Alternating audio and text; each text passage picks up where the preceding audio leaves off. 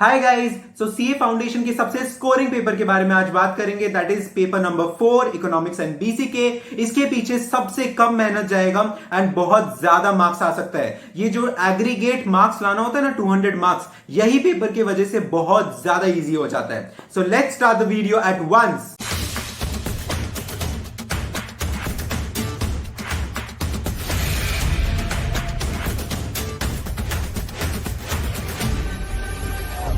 सबसे पहले हम लोग इकोनॉमिक्स के बारे में बात करते हैं। माइक्रो इकोनॉमिक्स सीए फाउंडेशन में सिर्फ 5 चैप्टर्स होते हैं, जिनमें सबसे इंपॉर्टेंट चैप्टर्स जिनसे 90% ऑफ द क्वेश्चंस आते हैं, that is chapter number 2 demand and supply, chapter number 3 production and cost and chapter number 4 meaning and types of markets. ये सबसे लेंथी चैप्टर्स है एंड बहुत ही लॉजिकल है। अगर तुम लेक्चर्स के बारे में पूछो कि लेक्चर्स कहां से अटेंड करना है, ऑब्वियसली तुम पेड ले सकते हो, बट अगर तुम्हें अनपेड फ्री में पढ़ना है, बेस्ट कंटेंट यूट्यूब पे है, मैंने प्लेलिस्ट में डाल दिया है। So what you need to do is that video को पॉज करो, नीचे जाओ, मेरा चैनल का नाम दिखेगा, उसके बगल में सब्सक्राइब बटन रहेगा, सब्सक्राइब कर दो क्योंकि काफी मेहनत लगता है ये प्लेलिस्ट बनाने में। You tap on the channel name, पूरा होम पेज खुल जाता है, यू स्वाइप डाउन एंड तुम्हें इकोनॉमिक्स का पूरा प्लेलिस्ट मिल जाता है। यहाँ पे 2 प्लेलिस्ट दिए हुए हैं, एक अनअकैडमी का, अनअकैडमी में पूरा सिलेबस कंप्लीट किया हुआ है A to Z, तो ये तुम देख सकते हो। जो मैंने देखा था that was Harshad जाजूस playlist.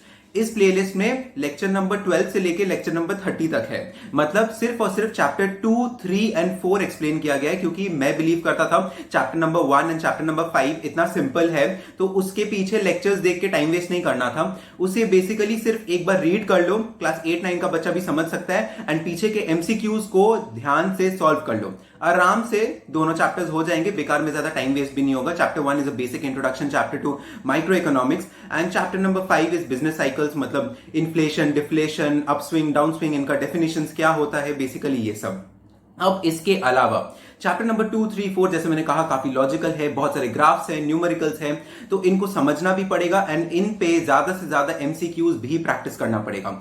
And sequence क्या होना चाहिए, ऑब्वियसली लॉ की तरह नहीं है कि तुम पहले एलएलपी कर लो फिर जाके तुम इंडियन कॉन्ट्रैक्ट एक्ट करो फिर भी समझ आ जाएगा, ऐसा नहीं होता यहाँ पे चैप्टर नंबर 2, 3, 4 काफी सीक्वेंस में पढ़ना, क्योंकि ये लॉजिकली कंबाइंड है, तो एक के बाद एक पढ़ोगे तो आराम से समझ आएगा। तुम्हें वक्त कितना देना चाहिए, चैप्टर नंबर 2, 3, 4 हर चैप्टर को 7 डेज ईच देना, क्योंकि जैसे मैंने कहा काफी लॉजिकल है, तो तुम्हें भी सफिशिएंट टाइम देना होगा इन्हें समझने के लिए। अगर तुमने जल्दबाजी किया, लाइक 3 दिन में अगर तुमने तीनों चैप्टर कंप्लीट कर लिया, तो बेसिकली क्या होगा कि आफ्टर 2 वीक्स तुम भूलना शुरू कर दोगे। तो जितना ज्यादा टाइम तुम अपने आप को दोगे ये कॉन्सेप्ट समझने में, तो उतना ज्यादा देर तक तुम रिटेन भी कर पाओगे।